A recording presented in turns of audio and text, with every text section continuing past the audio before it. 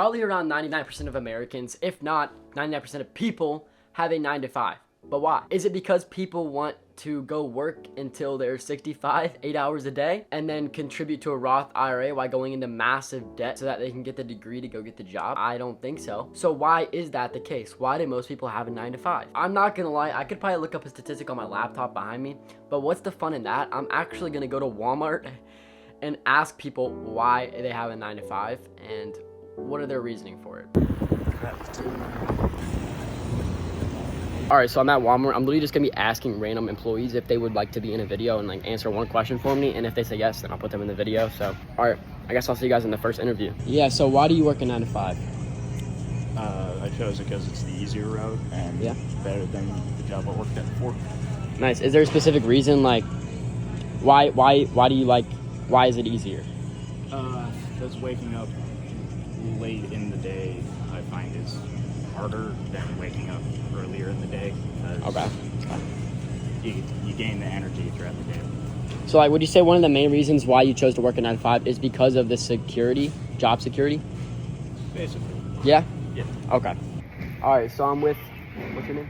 Carden. I'm with Carden right now, and he's going to answer the question as to why he chose to work a job. Right now, it's just it was the most secure, and it was, it was the most secure job available right now. All right, thanks, man. Thank you. I'm with Vivian here, and she's going to answer the question. What do you have to say?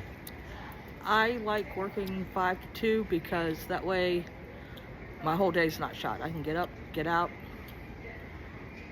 finish my day, and be able to do other stuff after work. Okay, and I've asked a lot of other people the same question. They said they chose to work a 9 to 5 because it's like a very secure option, as to like being an entrepreneur or something like that. Would you say that's definitely an aspect of your life? Yeah, I think it works. Yeah? Yeah. Okay, thanks. I'm with Hannah right here. She's going to answer the question. What do you got to say? So I chose to do it for my kids. My oldest is graduating this year and we could just use extra money. So I came here and did this because I'm in Walmart all the time anyways. Okay, and there's different routes, like entrepreneurship and tons of different other routes. Why do you choose to work a job? Is it because of job security? Because a lot of other people have said that they work a 9 to 5 because of the security aspects in it, No, I kind of more so did it so that way we could do fun stuff with our kids and then prepare for Angela graduating.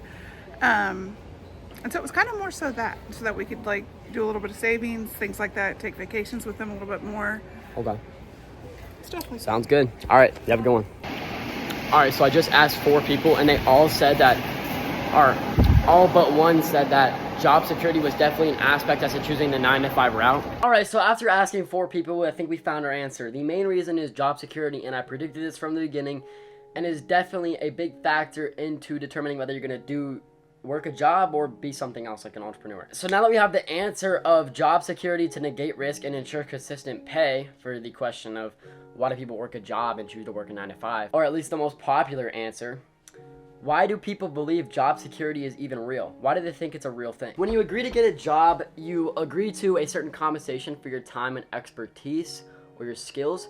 So they assume that since they have agreed contractually to something, then they are going to have that pay forever and ever, and there is 100% security in that. And they're wrong. I'm just going to put it straightforward. They're wrong. So let me tell you why. Job security is just an illusion. And yes, you are going to get paid for the amount of time that you work. That is true. There's security in that sense. Having that job is not secure. You could lose that job at any time. Okay, so here we have a business. Let's say this business generates $50K a month in money. Now, this is profit, but that's before payroll. Profit before payroll. So now he has to pay all of his employees. But let's say this is a smaller business. Say they only have 3 employees. And they make the average income in America, which is $5,000 per month, or $60K a year. So he has to pay 3 people $5K a month. So this is per month. Okay, boom. $15K gone, and he totally profits after paying his employees $35K.